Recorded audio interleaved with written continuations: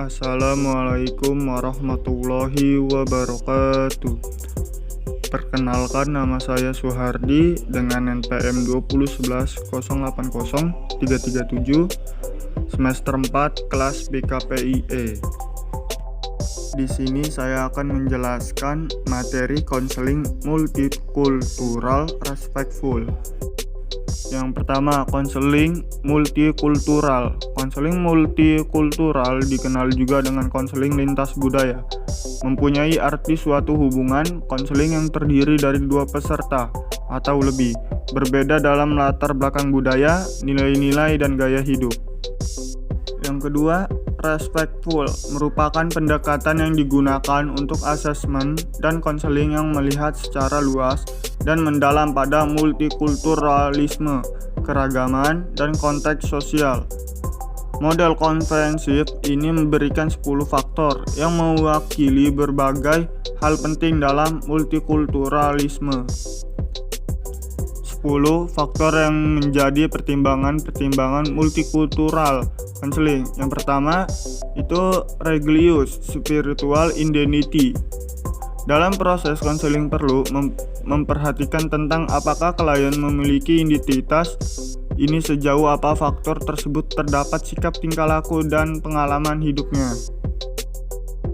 2. Latar belakang kelas ekonomi. Konselor mengembangkan pandangan dan prasangka negatif dan tidak akurat tentang orang-orang yang berasal dari latar belakang kelas ekonomi yang berbeda dari mereka sendiri. Alasan ini penting bagi profesional kesehatan mental untuk mengevaluasi asumsi, bias, dan stereotip mereka sendiri yang berbasis kelas ketika bekerja dengan individu dari berbagai kelompok kelas ekonomi. 3. Identitas seksual. Istilah identitas seksual berhubungan dengan identitas gender seseorang. Transgender dan orientasi seksual. Istilah identitas gender ini merujuk secara khusus pada perasaan subjektif individu tentang apa artinya menjadi pria atau wanita. Identitas gender seseorang jelas dipengaruhi oleh peran yang berbeda yang dimainkan pria dan wanita untuk dimainkan dalam konteks budaya atau etnis tertentu. 4. Kedewasaan psikologis. Secara psikologis, daripada klien lain yang seumuran mengidentifikasi dengan kelompok etnis atau ras yang sama dan berbagai identitas seksual atau agama spiritual yang sama dengan orang lain dengan siapa seseorang bekerja. Identitas etnis atau ras. Orang-orang dari kelompok etnis atau ras yang sama penting bahwa konselor pengetahuan dan keterampilan yang diperlukan untuk menilai secara akurat perbedaan penting ini dan merespon mereka dengan cara yang efektif dan dalam lingkungan kerja mereka. 6. Tantangan kronologis dan pengembangan. Perubahan perkembangan terkait usia mewakili apa yang disebut sebagai kronologis yang dihadapi individu pada titik yang berbeda.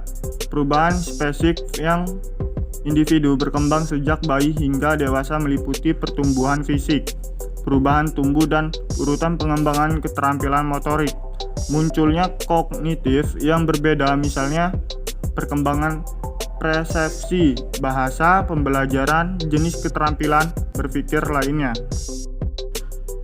7. Trauma dan ancaman lain terhadap kesejahteraan seseorang. Individu yang mengalami stres untuk waktu yang lama rentan terhadap masalah kesehatan mental di masa depan. Masalah-masalah seperti itu seringkali didasari oleh berbagai cara orang terpinggirkan sebagai bagian dari kelompok terdevaluasi dalam masyarakat kita. 8. Latar belakang dan sejarah keluarga. Peningkatan jumlah keluarga yang sangat berbeda dari pengertian tradisional keluarga bahwa banyak konselor menggunakan sebagai historis untuk menentukan kehidupan keluarga dan fungsi keluarga yang sehat. 9. Karakteristik fisik yang unik. Kerangka konseling respectful menekankan pentingnya keberadaan peka terhadap cara-cara yang diidealkan oleh masyarakat tentang kecantikan fisik berdampak negatif, bahwa membawa banyak orang anak untuk menginternalisasi pandangan dan stereotip negatif tentang diri mereka. 10. Lokasi tempat tinggal dan perbedaan bahasa. Lokasi tempat tinggal dan pengaturan bahasa seseorang mengacu pada wilayah geografis dan pengaturan tempat yang berbeda. Penilaian diri semacam ini sangat penting karena bias yang diperiksa tentang klien dari lokasi yang berbeda menyebabkan hasil yang tidak produktif. Sekian dari saya penyampaian materi tersebut. Jika ada salah, saya mohon maaf. Terima kasih. Wassalamualaikum warahmatullahi wabarakatuh.